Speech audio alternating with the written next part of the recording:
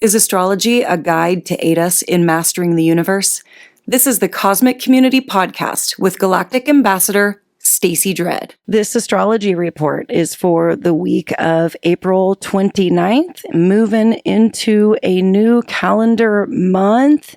And we start the week with the moon in Gemini. The sun is in Taurus, and we are about 1/3 of our way through Taurus season already, with the sun at about 10 degrees of Taurus as we speak. So this is an earthy time of the year. When we have the sun in an earth sign, we can get grounded. We can build the structures from the ground up.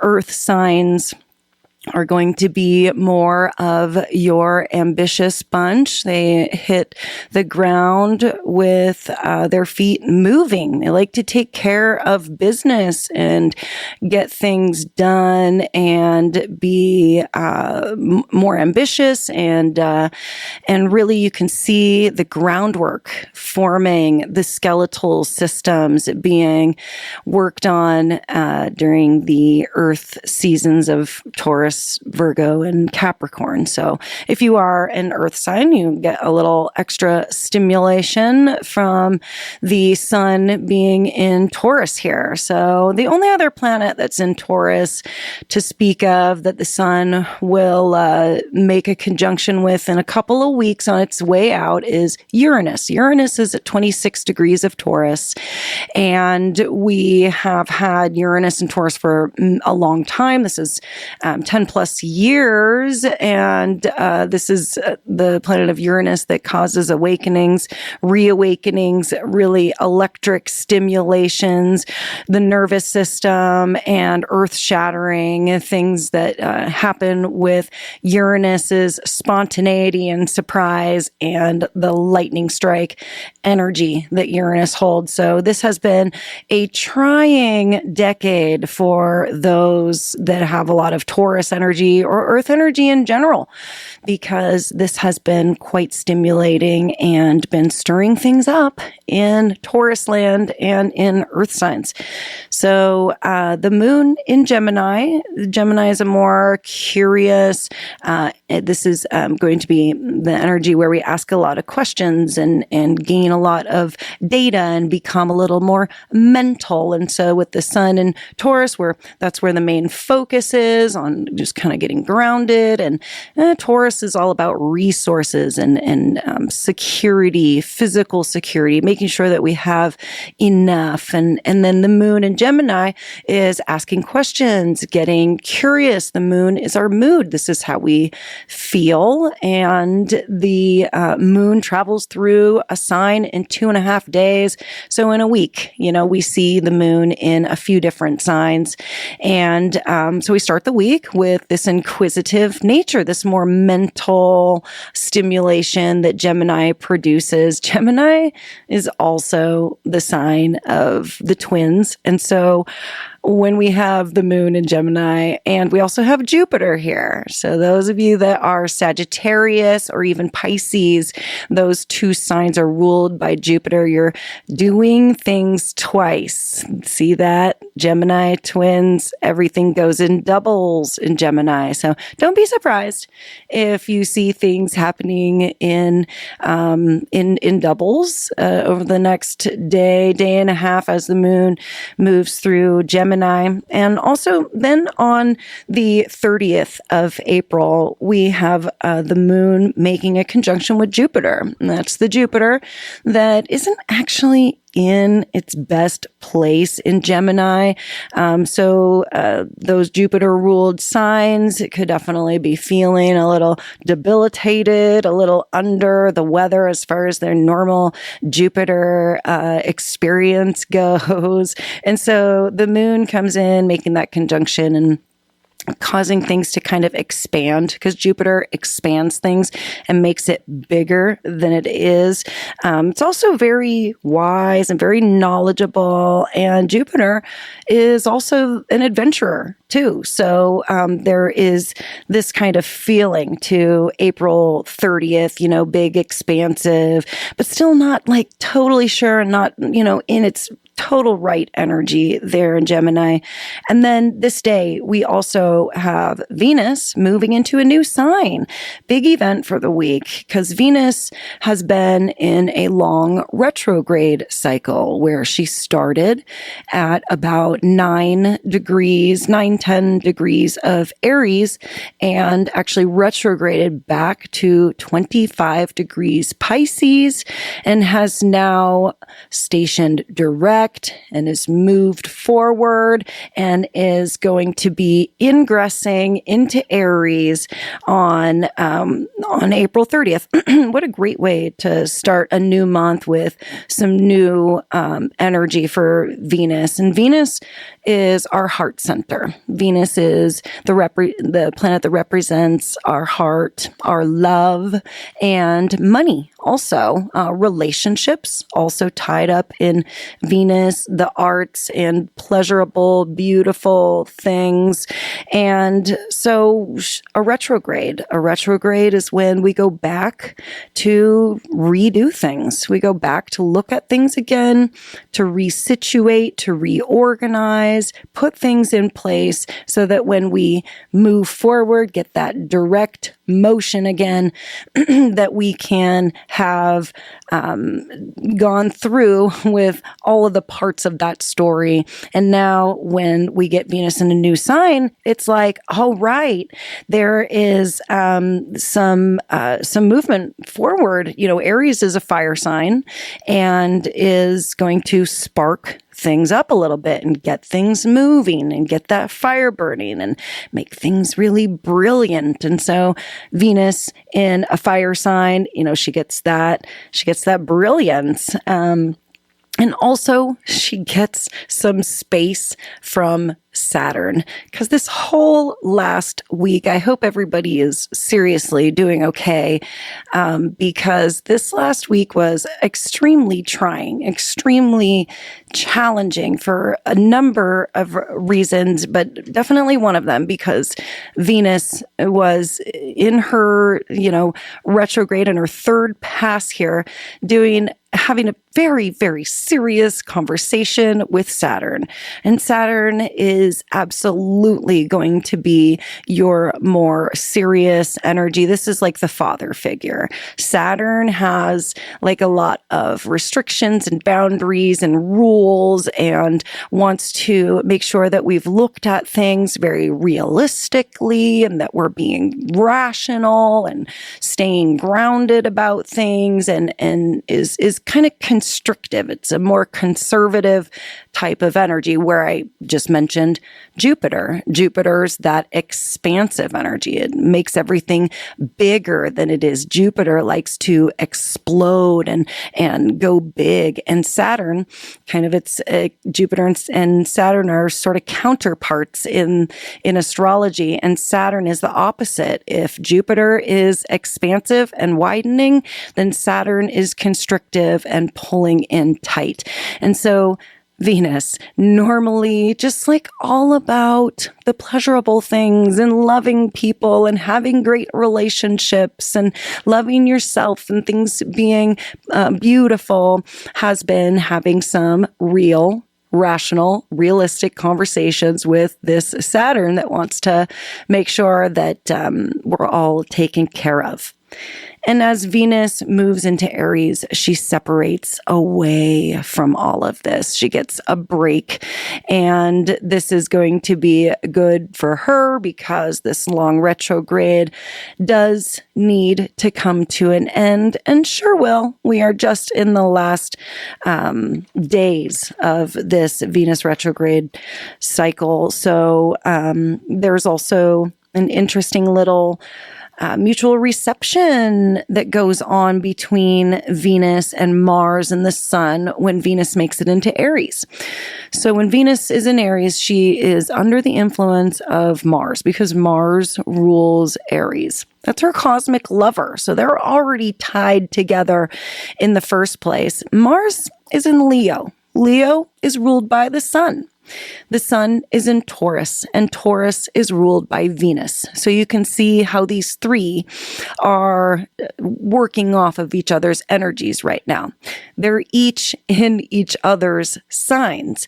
The sun being our identity, very grounded right now and seeing things pretty clearly with that fixed earth energy in Taurus. Mars in Leo is definitely fire on fire, and this could be quite a source of aggravation, irritability, just this aggressive sort of behavior that we have been feeling this Mars as far as the last week goes, and still continues to be in an extremely potent and serious opposition with Pluto. Pluto wants to burn everything down so it can be rebuilt. Pluto is the transformational planet. Pluto wants to die and be reborn. And that is the energy of Pluto. When you have interactions, it is a forever type of energy. It's like never going back. And so Mars has been under this, in this opposition with Pluto, and still is. We are still absolutely feeling this. It's starting to break up, but without having more astrological aspects kind of going on this week, it's still kind of the big energy that's going on. So again, it's separating, but still very much extremely potent Mars that's like aggressive and wants to fight for what we're passionate for, and is super irritable, but wants to take action because it's fire on fire. Like, let's go. And then Venus in Aries, she is happy to be in a fire sign out of that more submissive, watery area of which she's very comfortable. That was nice, but Saturn's there and it's been kind of tough. And so she's out and away, but Aries is not the greatest spot for her either. She is said to be in her fall here because she is across from Libra, another one of the signs that she rules. So we have Venus in fresh energy, making new starts, Aries, taking on new things, but absolutely not feeling in her best. So all three of these planets kind of leaning on each other, the sun, Venus, and Mars in like kind of a triple reception. And then on May 1st, the moon moves into Cancer out of Gemini and comes into a square with Venus and Neptune. So the energy on Thursday evening looking a little tough, with some squares to this Venus and Neptune, which are basically in a conjunct. But the moon in Cancer is in the best spot. So it really could be a point where we are driven to take some action because a square wants to make something happen, wants to make a wave of sorts. And the moon is in a water sign, exalted in its own sign because it rules Cancer, if I didn't already say that. And so here we've got Venus and Neptune. Neptune is a watery planet, very much going to be seeing eye to eye with this Cancer moon. So this could be a moment where we take some action in terms of dreaming and moving into the highest possible vibration for love, money, all things Venus, all things Neptune. And this is beautiful because on May 2nd, we get the exact conjunction of Venus and Neptune.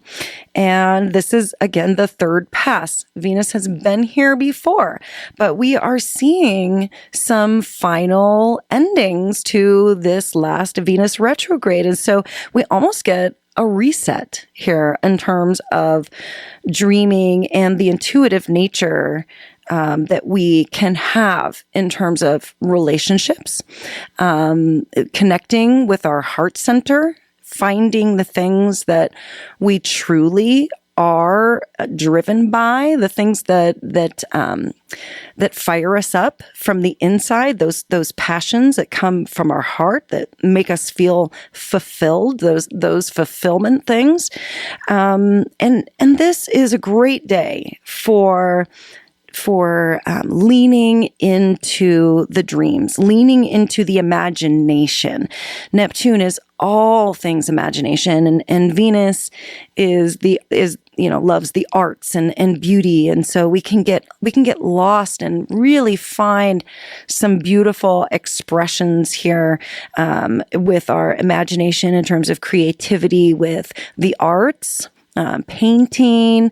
There could be amazing messages that come through from spirit, like intuitive messages with Neptune being so connected, coming in through our painting, coming in through our sculpting, coming in through the music that we're making and listening to, the connections that we're having with visuals as far as pictures and artwork that we see or are inspired to be around. This is a very, very romantic energy. So this could be just a great night, May 2nd, Friday night here on the Pacific West Coast for like just a nice date, that it could definitely be a time where people meet each other too. There could be new relationships spurred with so much of this love energy flying around and creative, dreamy, relationship romanticism, which, we do need to use discernment with, because there is a sense of Venus conjunct Neptune where we elude ourselves a bit. We dissolve a little too many of the details, and it's wonderful, and it's very dissolved and ethereal, and it feels so good. And then later on, once this energy passes, once the details start coming into, it's kind of like I'm kind of getting the coyote ugly thing going on the night before. Beautiful. You wake up in the morning and you're like, what in the world did I do? So there could be some of that energy to Friday night and really this whole week, because Venus and Neptune are already in a conjunction as we speak. They're 1.5 degrees away. Not even that. Yeah, they're 1.5 degrees away, and they're already in it, and they're in it for the rest of the week. So enjoy it, but have some discernment for what you're seeing, what you're feeling, what you're thinking, what you're creating, but be romantic with it and really accept that as these intuitive messages also that are coming through from spirit in terms of Neptune. So then the moon moves into Leo on May 3rd. And so Leo is that area where we get passionate. This is our true heart center. Leo rules the heart, and we get super passionate about things when we have the moon in Leo, and we can really see those things that it can become very clear to us, the things that we are passionate for, so passionate that we want to fight for them with Mars in Leo. And the moon's going to come through and make a conjunction with this Mars. It's going to stimulate the aggressor here, the freedom fighter. This is like the warrior, in us and in the world. And it's, again, opposite Pluto, and it's just a tough aspect. We will make it through it. But this has been a lot of Mars-Pluto opposition, with Mars having gone through its own retrograde process over the last 7-8 months. I mean, we've been doing this since October. Yeah.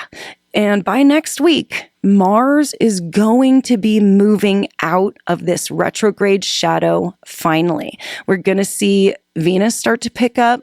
speed and move out of her retrograde shadow. Mercury already did that. We had these three planets, these three personal planets, Mars, Mercury, Venus, all retrograde together over the past few months. And it's been a time that has been necessary to go back and review and refresh, but it is time for new territory. So by next week, we will absolutely be feeling like things are fresh and new. And a lot of those things from the past that we had been working on closing up and leaving behind in Pisces, the ending sign, a lot of that's going to be done, although Saturn is still there. And the North Node is still there. So it's not like we're done with endings or anything yet. The moon moves into Virgo on May 5th. And then we see a little more of that grounded energy and we get trines to the sun and move out of some of these squares. So that's going to be really nice. And I really appreciate y'all being tuned in and listening to what I have to say. Stacey Dredd, Galactic Ambassador here in the Cosmic Community Astrology, going to be checking out, but I will be back next week. And I hope that you all have a nice week and take care. Thank you so much. Peace. Thank you for listening to the Cosmic Community Podcast. More can be found at kpov.org/thecosmiccommunity.